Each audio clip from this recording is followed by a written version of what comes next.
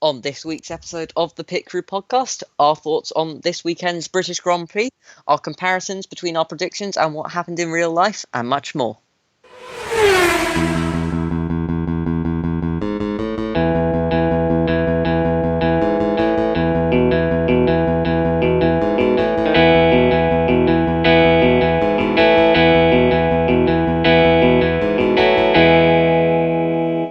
Hello and welcome to the Pit Crew podcast. My name's Ed. My co-host is Dylan. And Hello. This weekend was the British Grand Prix. It was an okay race until the last 3 laps. And then we got more action than we could have ever hoped for in the actual 52 laps that we got. Tyres delaminating left, right and centre. Now, some of you may know that Channel 4 put it live, as they always do with the British Grand Prix. So that means we got to watch it live. I'm certainly glad I got to watch it live. Did you enjoy it, Dylan? Yes, I enjoyed it very much. It was very exciting towards the end of the race. Yeah, I was, almost Much more jumped out my interesting. chair at the end. It was really, really good. Now, so much cannot be said for our predictions. They weren't really, really good and exciting on the last 3 laps because there aren't laps in our predictions compared to the race. Now, for qualifying, I predicted Hamilton, Verstappen, Bottas, Carlos Sainz, and Alexander Albon. And what actually happened was Hamilton, Bottas, Verstappen, Leclerc, Norris. I got 2 out of 5, 40%. That's a fail for me. Dylan, how did you get on? Did you pass the predictions test? I went for Hamilton, Bottas, Verstappen, Stroll, Lando, and I think we got Hamilton, Bottas, Verstappen, so top 3, good, and Stroll and Lando. No, but I got Lando came fifth. That's 80%. Wow, double me. Pretty good. That's a pretty good prediction. So Ferrari got up there for once. We're going to keep a tally of who does best, and at the end of this season, little prize, fictional prize, of course. We're not actually going to buy somebody a present. Oh, it will be Christmas, so you never know. It will be Christmas by the time it ends, so you never know. If people remind us, then we'll do that. The Lewis Hamilton spun in qualifying, which is an uncharacteristic mistake from the 6-time world champion, but fine. And he said tyres are okay over the radio, which is, I think, the first time he's ever said tyres are okay on a radio. But, new things happen every day. But the race is where everything happened. The race was, as we said, incredible. But first of all, we need to mark our scores for the podium. I predicted Hamilton, Bottas, Albon. Stop letting me down when I predict to give you podiums. We got Hamilton, Verstappen, Leclerc, and that's 1 out of 3. It's 33%. I'm really not doing well this version of the podcast. Yeah. I just got Hamilton. Yeah, you went Bottas, Lando. Lando is a bold call, but no, Lando didn't do too bad. He got 5th. It's a decent points, 10 points, but quite good. The Renaults were up there though. That was a surprise for this weekend. I was going to say that. I was very surprised. Okay, no, you can have that as big a surprise coming later in the podcast. I'll let you steal that one. But that was impressive to see up there. We had 2 safety cars at the start of the race, one of which was for Albon on one, coming up the inside of Kevin, giving it a little punt and little kiss on the wheels, and spinny Kevin, and he becomes a tricycle. Now, what do you think about that incident, Dylan? I personally think probably a racing incident. I don't see anyone at fault. They both seem to just be taking a line. Dylan, any opinion on that? I think I kind of disagree, because Albon, he left Kevin a lot of room, and he just didn't take the room, so he just closed into Albon, so I think it's Kevin's fault.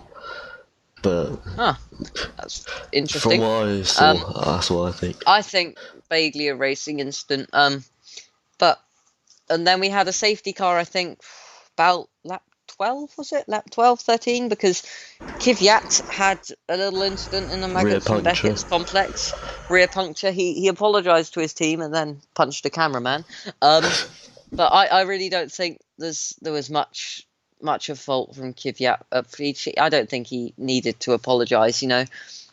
Punctures were punctures, and they happened a lot in that race. Pirelli, I think, have come up with a statement saying that the long final stints and the biggest forces ever seen on tyres was what led to the failures. So, I don't think Kvyat should have apologised for that. It was a hard impact though, wasn't it, Dylan? It was quite a scary shunt. It was quite bad. Yeah, it was quite a scary shunt. Now, as we've said, the race was a race of two halves. It was, okay, yeah, this is decent racing. Got some good midfield battles. Had some safety cars. Strategy is a bit boring. Several doing penalties. a one-stop. Couple penalties. Not many, not much. It was just, illegal okay. blocking. Yeah, a bit of Grosjean being like, ahem, no, you're not going down there. I mean, if that's classed as illegal blocking, I'd hate to see what they do about me on the F1 game, but He was a bit late. but the Grosjean moving across, he was clearly a bit grumpy. Kimi was a bit grumpy. Did you hear that radio when they were like, box, stay out, and he was already like halfway in the pit lane. Yes. They weren't watching the race. Yeah. It was just funny. It's just sad to see a world champion down there, but he's 40 now. Yeah. I think he's going to go this season. It's sad to say, but I think he's going to go. That is an idea for a future video. 2021 lineup predictions. I know lots of other people have done that, but jump on the bandwagon and all that. Anyway, on with it. Write that down, as they say. On with our script. Biggest disappointment of the race. I mean, I could come out and say a really strange one in that up to lap, I think 47 or 48, it was a bit disappointing in that it just wasn't very exciting. Or I could say something like the Racing Points not doing very well. I think, though, to top it all off, the Alfa Romeo's not doing very well. Williams, yet again, each time I hope for it, not doing some points. They did better. But I think the biggest disappointment for me was Hulkenberg not even starting. The luck never is with this man. He hasn't got a podium. He's the man with the record for not getting a podium and having the most number of race starts, which isn't the best stat to have. And then, he gets the call Thursday afternoon in Germany, going to do some presenting for some sort of racing, and then comes over, stays up to 2 a.m. on Friday morning to do his seat fit, and then they can't start the car. They just can't start the car. I was so disappointed when I heard that. Dylan, what disappointed you the most this weekend? Carlos Sainz didn't have a great finish because of his puncture. That'd be pretty gutting for him because he could have got 10 points and almost, I think, basically over doubled McLaren's point haul, which as a McLaren fan, not the best thing to know, but we still got fifth. It's not bad. Still 10 points, yeah. Right, yeah, it was better than nothing. Yeah, biggest surprise. Now, Dylan, I'm going to let you go first. Have pick of the bunch as I went first last time. Pretty sure I know what you're going to say, but off you go. What's your biggest disappointment? You mean surprise? Ah, yes, surprise. Our biggest surprise Edit that out. is seeing the Renaults actually being pretty high with Ricciardo finishing fourth, which is very good for him. Yes, now I have something Ocon also finishing sixth. Yeah, the Renaults did very well.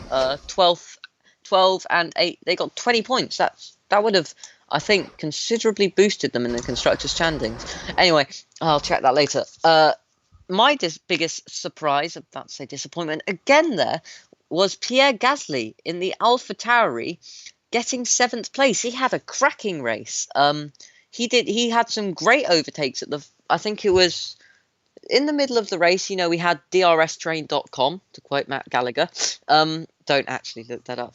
I don't know if it's an actual website, but they were all just going in a DRS train, so nothing really happened. But at the end of the race, I think he passed Vettel in a Ferrari, which is something you'd never see a Toro Rosso, or what is now an AlphaTauri, seeing to do. Vettel's former team, the team he started with, got their only win for being passed by what should be a supremely better car. But yeah, Pierre Gasly, 7th place, 6 points for AlphaTauri.